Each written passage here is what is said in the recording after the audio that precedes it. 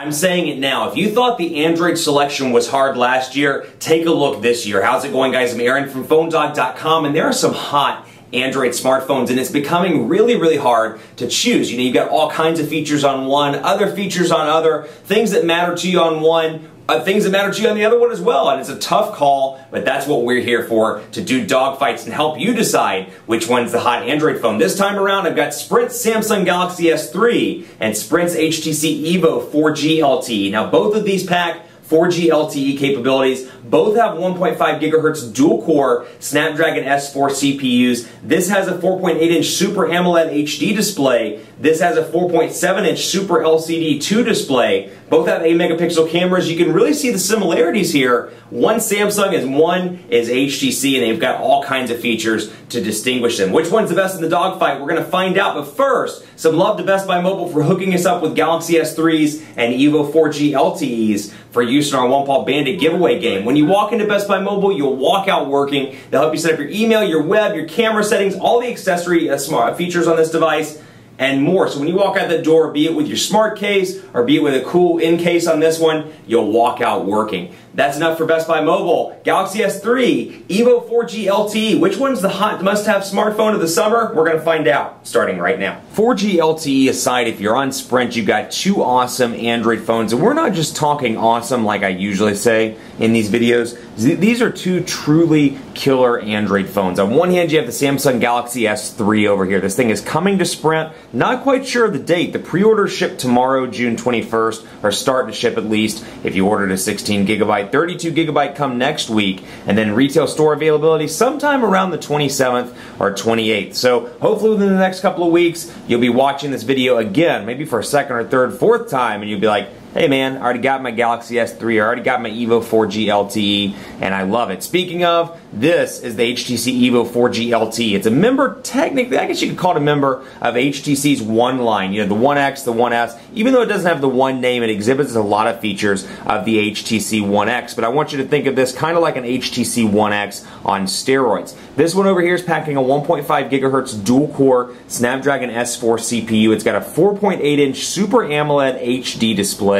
On the back, you've got an 8-megapixel camera with 1080p HD video recording, your Sprint logo, Galaxy S3, so pretty minimalist when it comes to carrier logos. Nothing over here on the top, and kind of the same setup over here. You really don't get anything outside of the Sprint logo and the HTC logo on the back, so very similar on the Evo 4G LTE as well. 1.9 megapixel front-facing camera. It's got a 2,100 milliamp hour battery. It has 4G LTE capabilities, although Sprint doesn't have any 4G LTE markets rolled out right now. When it does, you'll be able to take advantage of their LTE. And then you have Android 4.0 with Samsung's new version of TouchWiz. Some people are calling it TouchWiz Nature UX. I'm just going to call it the new TouchWiz, which is what Samsung execs and PR people are calling it. Then you have the Evo 4G LTE over here. Same processor, 1.5 gigahertz, dual-core Qualcomm Snapdragon S4 CPU, which is really a mouthful when you think about it. But it's got a 4.7-inch Super LCD 2 HD display, an 8-megapixel camera on the back. So both of these have 720p displays. 8-megapixel camera on the back with 1080p HD video recording, a front-facing camera, Android 4.0 with HTC Sense version 4. So this is the Mac Daddy of the One X line. This is obviously the Mac Daddy right now in Samsung's device lineup, and it's cool because, you know, unlike maybe the One X where you're like, well, the One X is awesome, don't get me wrong, but you got a device that's a little bit better. This one is the top notch. This has a 2,000 milliamp hour battery. This is what makes it a little bit better than the One X. It has a 2,000 milliamp hour battery, 4G LTE support, and then it has a kickstand on the back as well. So two big differences here in terms of design. One is obviously the kickstand. The other one is, and well, a couple of things, but really two big things. In terms of design. This one's very plasticky, typical Samsung look and feel here. This one has a little bit more of a durable kind of feel to it. It's got a metal side. The battery's non-removable, but it fits a little bit, or feels a little bit better in the hand in terms of a build quality, just because it has some metal accents. The kickstand's metal. You got some kind of plastic here, which this is removable, so you can find the micro SD card slot right here. So it has an SD card slot, 16 gigabytes of storage on the device, and then like I said, the battery's non-removable. Over here, same setup, but you've got access to your battery and your micro SD card slot. Now for some, this battery cover might be a little bit too flimsy, and it is pretty small. You know, it's pretty thin, but it's a thin device all around. 2,100 milliamp hour battery, micro SD card, easily removable, so when you need a new battery, you can pop in a new one, and you can be good to go, as opposed to the non-removable when it dies. it dies. So it's something to keep in mind. You know, obviously this one might dent up a little bit easier when you drop it. This one may not dent up as easily, but it's plastic. Keep that in mind. Over here you got 3 capacitive buttons. You got back, home, and then recent applications, which is a new ice cream sandwich thing, like that. And then over here, you got a physical button down here. So it's interesting, you know, that was on the international version when it came out in London. Did not get taken off for the US version. So you got your physical button, and then you have 2 capacitive buttons, which are really, really hard to see because this device is white. And I got a big, bright, shiny light right here. But you got a menu button and a back button, and you can do some cool things with those as well. You can press and hold the menu button to access search. You can press and hold the home button to access your recent applications, and you can easily remove those just like that, and then you can go to Task Manager. Now this is the US version of the Samsung Galaxy S3, so on top of having that processor, it's got 2 gigabytes of RAM. So in terms of that, it does have an advantage over the HTC Evo 4G LTE. You can see quite a bit of RAM here, clear memory. Don't know what 52 applications are running in the background, that's quite a bit, but you do have 2 gigabytes of RAM. Interestingly enough, when I sync this up with my Hair on Baker at Gmail account, you'll notice the HTC wallpaper came over from, I think, the 1S, whichever one I had it on last. So that's pretty funny over here. Out of the box, you get some applications. That's really wise words there, Aaron. Let's take a look here. Those are really wise words, rather. Out here, wallet on both devices, visual voicemail on both devices, Sprint hotspot on both devices, although there's no icon over here. I'll show it to you in just a second. Sprint zone on both of these devices, and then the notification bars look like this. You get the typical Samsung shortcuts up here, Wi-Fi, Bluetooth, GPS, mute. You actually can scroll back and forth, which is a new Samsung feature. And then of course ice cream sandwich means you can do that when you're ready to get rid of notifications. That's actually an update, so I can't get rid of that. But you have easy access to settings on both counts. So take a look at the settings here. They look a little bit different, and you'll see here, unlike the international version, you have physical off and on text on top of the toggle. So Wi-Fi, Bluetooth, data usage, more settings. Told you that this one had hotspot. There it is, just so you know what it looks like. Got hotspot capabilities. Personal and then device. So you'll see that they're labeled a little bit differently. Where the Galaxy S3 excels in a lot of ways, they've taken Android 4.0 and they've really installed some great software things on top of it. And I want to walk through these because this to me is what makes this device you know, it takes it a step ahead of other Android devices on the market. So obviously motion activation is on. These are some of the cool features. Direct call means when I have that on, if I'm texting you and I hold the phone up to my ear while I'm in the text prompt with you, it'll auto dial you. So if, you know, I have mom, I'm like, Mom, I'm going to be late. And I'm like, I don't want to send this to Mom. I'm just going to call her and tell her I'm going to be late. I can hold the phone up to my ear. Smart Alert is great because if you're like me, you get emails every 12 seconds because you're the editor-in-chief of a tech publication.